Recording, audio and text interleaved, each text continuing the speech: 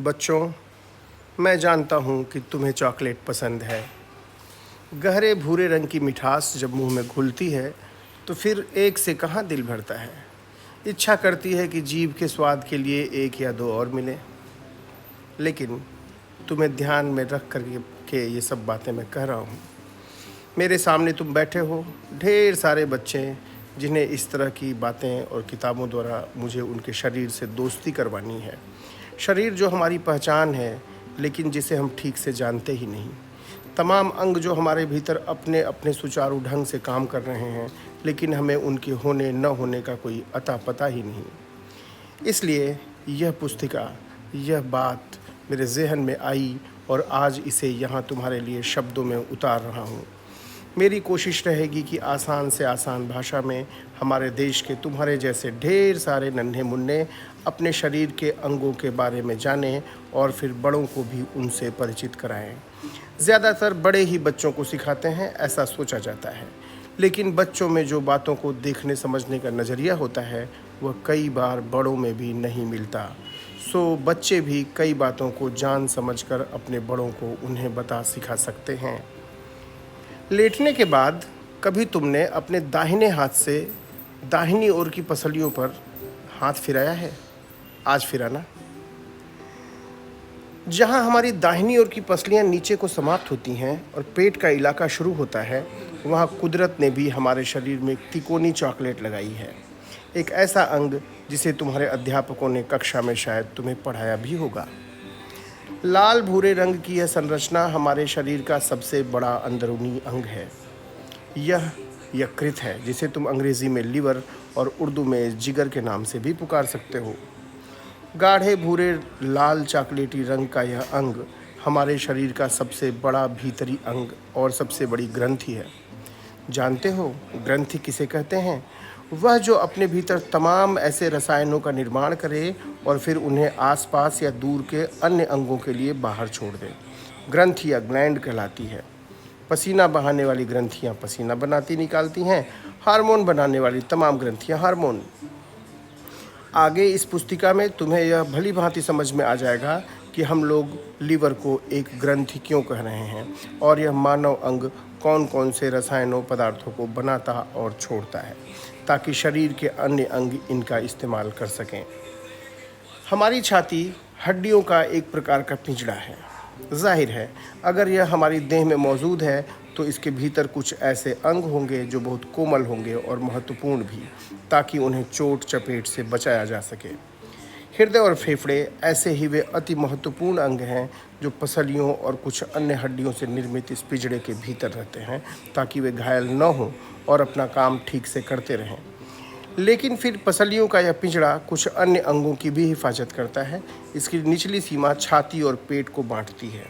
यही वह इलाका है जहां पेट के दो अंग इस पिंजड़े के नीचे स्थित रहकर चोटों और आघातों से बचे रहते हैं। दाहिनी निचली पसलियों के नीचे होता है यकृत यानी लीवर, जिसकी हम बात कर रहे हैं, और बाईं निचली पसलियों के नीचे होता है हमारा आमाशय, जिसकी बात हम आगे किसी भाग में करेंगे। मैंने जब यहाँ बात शुरू की थी तो चॉकलेट का तुमसे जिक्र किया था। हमारा लीवर देखने में एकदम चॉकलेट के रंग का होता है। इसका यह अर्थ नहीं कि कड़ेपन या स्वाद में भी यह चॉकलेट की ही तरह हो। मुलायम चॉकलेट से एकदम अलग यह रबड़ की तरह कड़ा होता है। साथ ही पित्त नाम के जिस द्रव का यह निर्माण करता और छोड़ता है, वह स्वाद में मीठा नहीं बल्कि बहुत कड़वा कसैला होता है। यह भी जानना तुम्हारे लिए ज़रूरी है कि अन्य जीवों के इस अंग को आदिकाल से तमाम मानव जातियाँ भोजन के रूप में प्रयोग करती आ रही हैं और इसके पीछे भी कई कारण जिम्मेदार हैं। चॉकलेट की तरह दिखने वाले और छूने पर रबड़ की तरह महसूस होने वाले लीवर के साथ कई किस्से कहानियाँ आदिकाल से जुड़े हुए हैं। सोचो, अगर तुम्हारे सामने कोई गहरे भूरे रंग का 1.5-2 किलो का अंग रखा हो तो कैसा महसूस होगा। एक और जहां अन्य अंग हल्के गुलाबी, गहरे लाल या पीले से नज़र आते हैं, वहां लीवर अपने गहरे रंग के कारण एकदम अलग प्रतीत होता है। सबसे विशिष्ट, सबसे जुदा, सबसे अधिक ध्यान आकर्षित करता हुआ। मैं तुमसे यहाँ अपने बचपन की एक बात साझा करना चाहता हूँ। जब मैं तुम्हारी तरह छोटा बच्चा था तो पहली बार अपनी पाठ्य पुस्तिका में लीवर को देखकर इस पर ठहर गया था। यकीन करो, अन्य अंगों पर मेरा ध्यान ही नहीं गया। इतने बड़े चॉकलेटी और तिकोने अंग को देखकर कौन नहीं सोचेगा कि इसमें कुछ विशेष बात है। तो जिस तरह से बच्चे कुतूहलवश सोचते हैं, उसी तरह से प्राचीन काल के बड़े बूढ़े भी सोचते थे। उन्हें यह अंग एकदम विशिष्ट और स्पेशल लगता था और इसी के कारण इस अंग से उन्होंने कई बातें जोड़ दी। हृदय धड़कता है, इसलिए जीवन से इसे जुड़ा समझना आसान है। मस्तिष्क तो फिर सबसे ऊपर स्थित है और इसे अति महत्वपूर्ण सभी समझते हैं। लेकिन लीवर के प्रति आकर्षण में इसका गहरा रंग जिम्मेदार है और यही कारण है कि कई संस्कृतियों में इस अंग को आत्मा का स्थान मांगा गया है। कई पुराने लोगों ने यह भी कल्पित किया कि अपने गाढ़े रंग के कारण यह लीवर ईर्ष्या, क्रोध, लोभ जैसी गहरी भावनाओं को धारण करता है। यही वे भाव हैं जिनके कारण मनुष्य बहुत सारे अनुचित काम कर जाते हैं। यह सोच पाना कोई मुश्किल बात नहीं कि इस तरह की बातों के लिए यह लीवर का बड़ा आकार और गहरा भूरा चॉकलेटी रंग ही कारण रहे होंगे। लीवर का एक और गुण है जो प्राचीन काल से हम जानते रहे हैं। यह इस अंग की पुनर्जनन या रीजनरेट करने की क्षमता है। अगर किसी का हृदय घायल हो जाए तो वह नई हृदय कोशिकाओं को नहीं बना सकता। मस्तिष्क, आमाशय या फेफड़े जैसे अंग भी ऐसा नहीं कर पाते। किडनी भी ऐसा नहीं कर पाती। त्वचा में यह क्षमता बहुत सीमित होती है, लेकिन लीवर इन सब से अलग है। किसी कारणवश अगर यह चोटिल हो जाए अथवा इसका एक हिस्सा निकाल दिया जाए तो इसकी शेष कोशिकाएं फिर से बंटकर नई कोशिकाओं का निर्माण कर देती हैं और फिर अंग फिर से बढ़कर सामान्य हो जाता है। क्षति घाव के बाद यकृत का, लीवर का अपने आप को फिर से बना लेना किसी जादू भरी बात से कम नहीं। इसी बात को जानकर प्राचीन लोगों में कई कहानियां जन्मी, जिनमें प्रोमीथियस की कहानी सबसे अधिक प्रचलित है। एक ऐसा यूनानी नायक जिसने मनुष्यों के लिए देवताओं की अग्नि चुराई और इस काम के लिए उसे दंड दिया गया।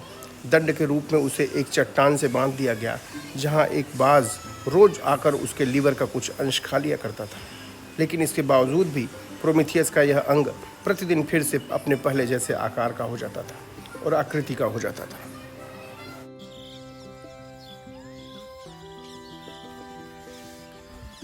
निश्चित तौर पर हमारे पूर्वजों को यकृत की पुनर्जनन क्षमता के बारे में पता था और आज भी प्रत्यारोपण यानी ट्रांसप्लांटेशन करने वाले दुनिया भर के तमाम सर्जन लीवर के इस गुण का इस्तेमाल बखूबी करते हैं।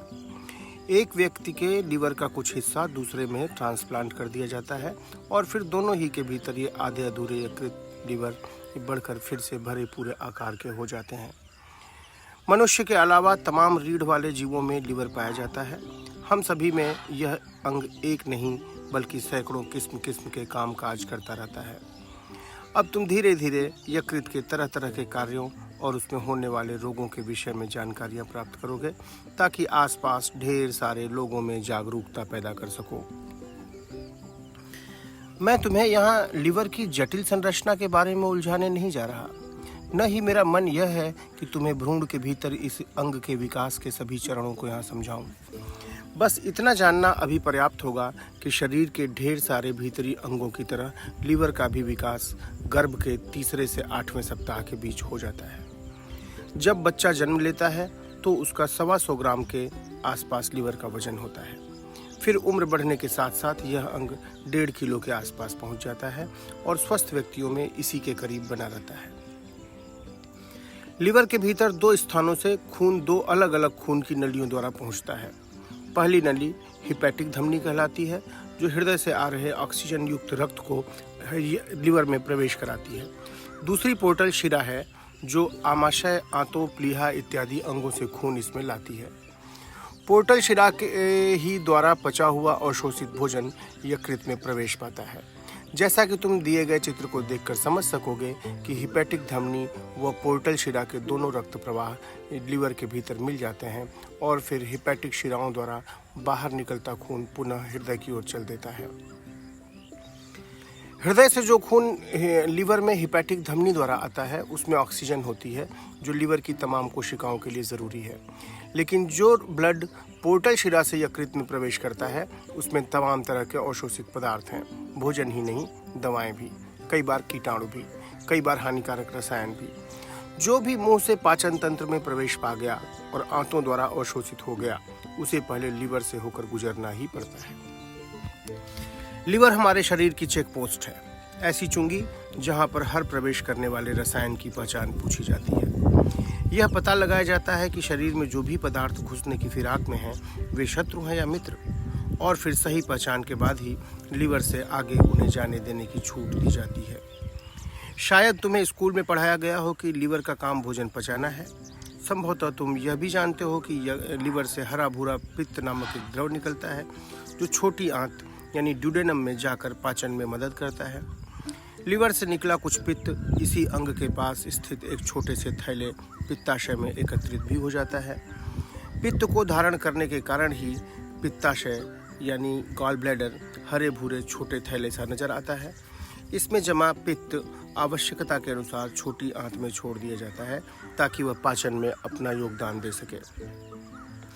यानी पित्त यकृत में यानी लीवर में बनने के बाद सीधे छोटी आंत में जा सकता है और गॉल ब्लैडर में जमा भी हो सकता है। स्वस्थ मानव शरीर में लगभग आधे से पौन लीटर पित्त लीवर रोज बनाता है। इस पित्त में पानी के अलावा तमाम पित्त लवण, पित्त रंजक और कोलेस्ट्रॉल, लेसाइथिन एवं कई प्रकार के फैटी एसिड मौजूद रहते हैं। इन सभी का पित्त में अलग अलग कार्यों में योगदान होता है।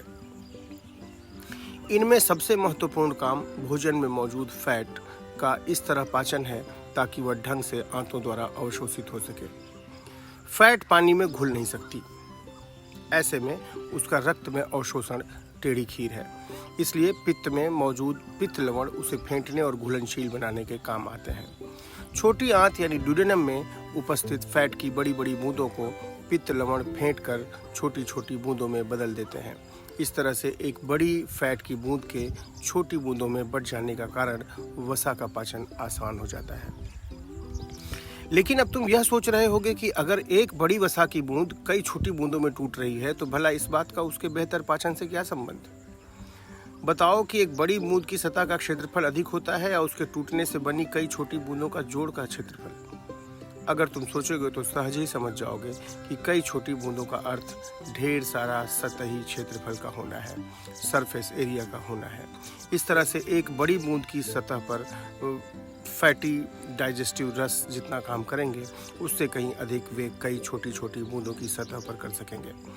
इस कारण से छोटी छोटी कई बूंदों के रूप में उपस्थित फैट को पचाना एक बड़ी फैट की बूंद को पचाने से कहीं आसान होगा। हमारे पित्त में मौजूद पित्त लवण पहला महत्वपूर्ण कार्य यही करते हैं।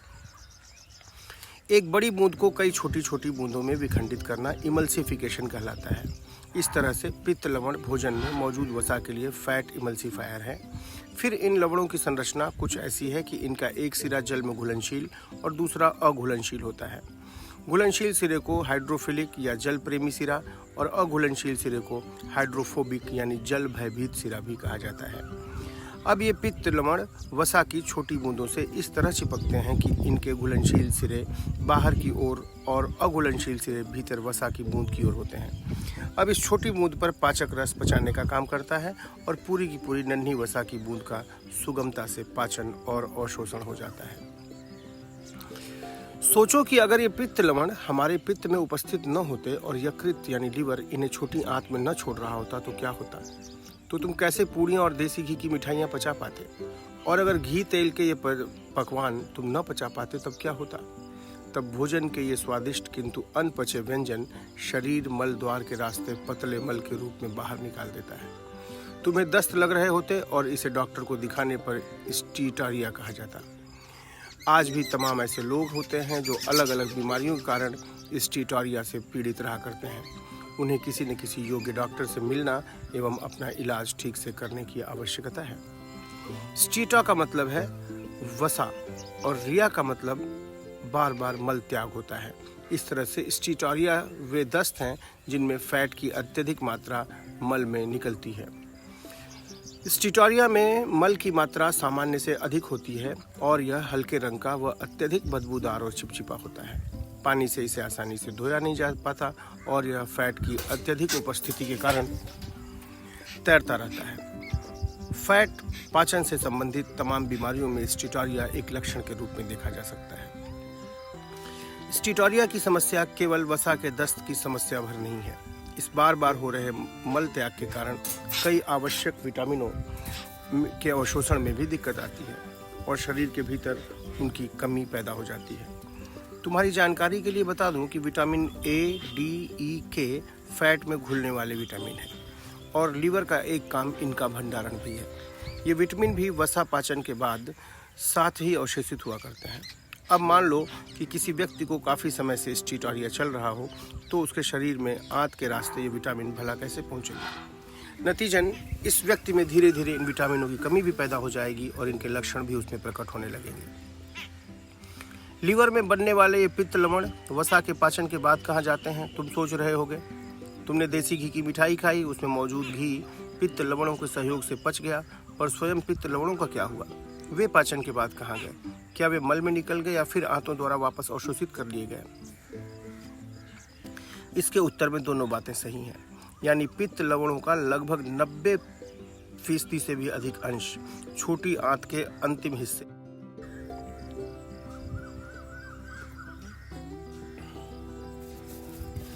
लक्षणों को समझिए। पहला, लक्षणहीन रोगी। कोई आवश्यक नहीं है कि लीवर के रोगी में हमेशा लक्षणों की मौजूदगी रहे ही। ढेर सारे लोग बिना किसी लक्षण के बीमार लीवर लिए हुए समाज में मौजूद हैं। इन रोगियों का पता महीनों सालों तक नहीं चलता। वे तब प्रकाश में आते हैं जब किसी अन्य रोग के लिए लीवर की भी कोई जांच, जैसे खून की जांच या अल्ट्रासोनोग्राफी करा दी जाती है। इन जांचों में कोई गड़बड़ी निकलती है और तब डॉक्टर और रोगी दोनों का ध्यान लीवर के रोग की ओर जाता है। शरीर के तमाम रोगों को मेडिकल साइंस दो मोटी बिरादरियों में बांटकर देखता है। एक्यूट यानी कुछ ही दिनों सप्ताहों में समाप्त होने वाले अल्पकालिक रोग, और क्रॉनिक यानी महीनों सालों चलने वाले दीर्घकालिक रोग। ध्यान देने वाली बात यह है कि लीवर के मामले में दोनों ही किस्म के रोग लक्षणहीन या लक्षण युक्त हो सकते हैं। मान लीजिए किसी को विषाणुजन्य एक्यूट हेपेटाइटिस हुई, क्या जरूरी है कि उसमें हमेशा लक्षणों का विकास हो ही? रोग कारक विषाणु के भीतर दाखिल होने के बाद भी कई बार रोग लक्षणों के रूप में प्रकट नहीं होता, शरीर उसे भीतर ही भीतर नष्ट कर देता है। ऐसे रोग को लक्षणहीन रोग और ऐसे रोगी को लक्षणहीन कहा जाता है, नॉन सिम्टोमेटिक। फिर कई बार ऐसा भी होता है कि शरीर के भीतर रोग बना रहे लेकिन लक्षण उत्पन्न ना करे।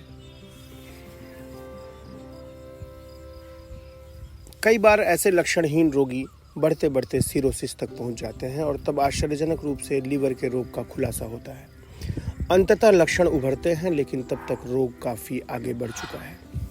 तमाम बार तुम ऐसी पैथोलॉजी रिपोर्टें देखोगे जिनमें लीवर का कोई एंजाइम बढ़ा मिलेगा लेकिन रोगी में कोई लक्षण नहीं होगा।